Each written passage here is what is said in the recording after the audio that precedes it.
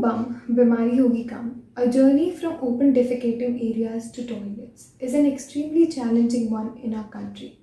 A journey which is spoken about a lot these days. What remains unspoken is the journey of excreta once it is passed from our body. What happens to it? Hello, my name is Akanksha Sada and I'll be speaking about why I believe that the provision of protective equipments to the manual scavengers is not synonymous with the protection of their human rights. The knowledge of three things are a prerequisite for understanding something which is as complex as my premise. These are 1. Being the meaning of the term manual scavenging, 2. Being the relationship of manual scavenging with human rights, and 3. Being the protective gears which are supposed to protect the human rights of the manual scavengers. First things first, manual scavenging and its three forms as defined by the International Labour Organization are the manual cleaning of sewers or septic tanks, or manual cleaning or removing of excreta from dry and sanitary latrines. The term manual scavenging got a new meaning with the Prohibition of Employment of Manual Scavengers and the Rehabilitation Act of 2013, according to which the manual scavengers using protective gears would not even be deemed as manual scavengers anymore.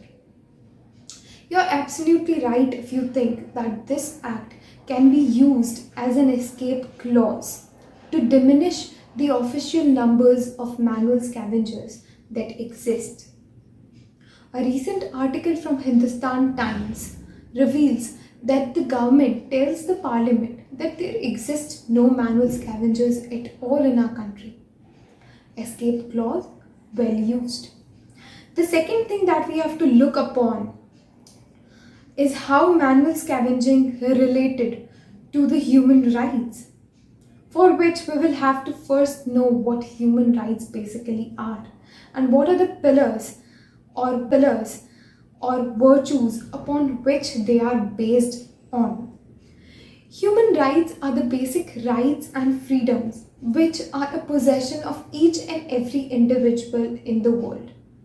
These are based upon the virtues or pillars of dignity, fairness, respect, equality, and independence.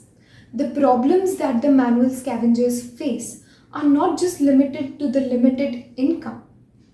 They suffer from various health related problems, the risks of which involves cardiovascular degeneration, musculoskeletal disorders, infections, leptospirosis, problems related to visual acuity, epileptiform convulsions, which may even lead to death.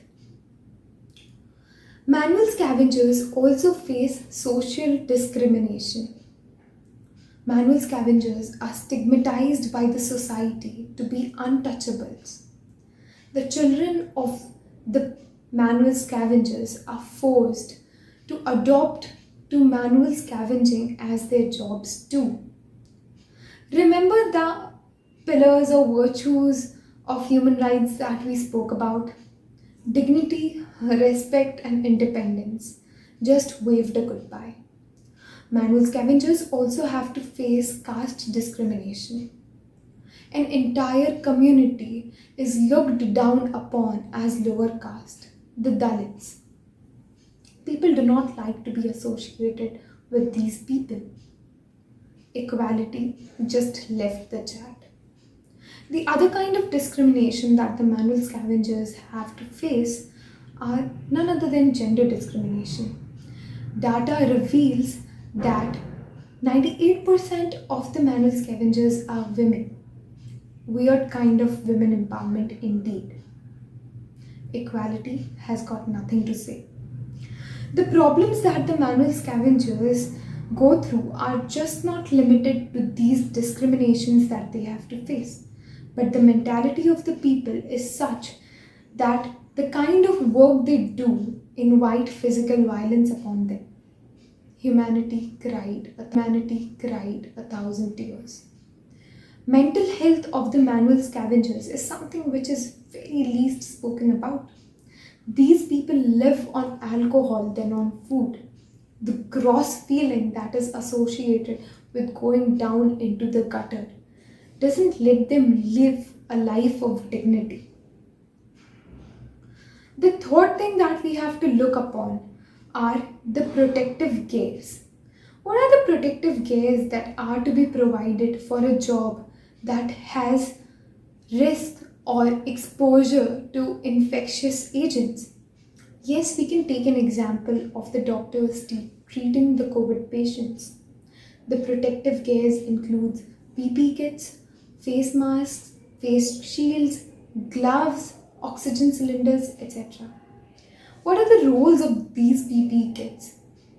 These PPE kits basically cut off the direct contact of the sewer sludge and the bodies of the manual scavengers. The benefits of the protective gears are the same to the problems that are ruled out after using these protective gears. You're absolutely right if you come to a conclusion that the problems that are ruled out after using the protective gears are the health related problems. What about the other problems? What about the other problems which are related greatly to the human rights? The protective gears do not address them to the least. If I have to speak about the alternate point of view, I can argue about how manual scavenging should be considered as a other profession which has certain risks of infectious agents, certain risks of exposure to these infectious agents.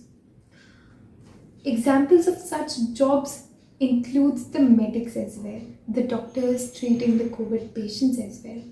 But did we not raise our voices against the people who refused to give rides or hotel stays to the doctors treating the COVID patients? We did raise our voice against this discrimination. Then why do we not raise our voice against these infectious agents?